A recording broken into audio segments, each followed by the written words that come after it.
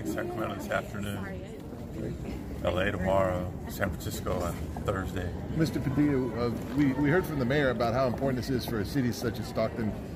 Your opinion on why this is an important, the census, and why you're here? Look, the decennial census is hugely important, not just for the state of California as a whole, but for every city and every community. Census participation is what determines our fair share of federal funding for the next 10 years. Think of all the funding that we need for our schools, for housing, for health care, for infrastructure and public safety.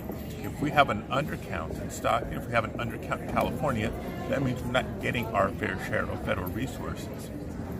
Census information also determines our level of representation in Congress.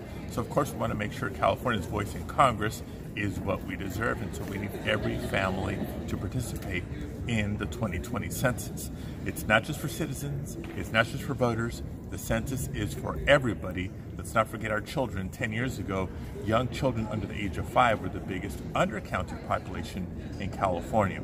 California is a big, diverse state, so we need to reach out to everybody in multiple languages, multiple strategies, but we need to make sure every Californian is counted in 2020.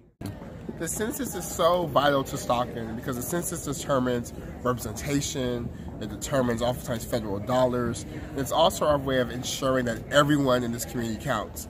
We're doing such a census push in Stockton this year because Stockton has a lot of quote-unquote hard-to-count populations that historically are undercounted in the census. And for me, that's super important because these populations are important to the city.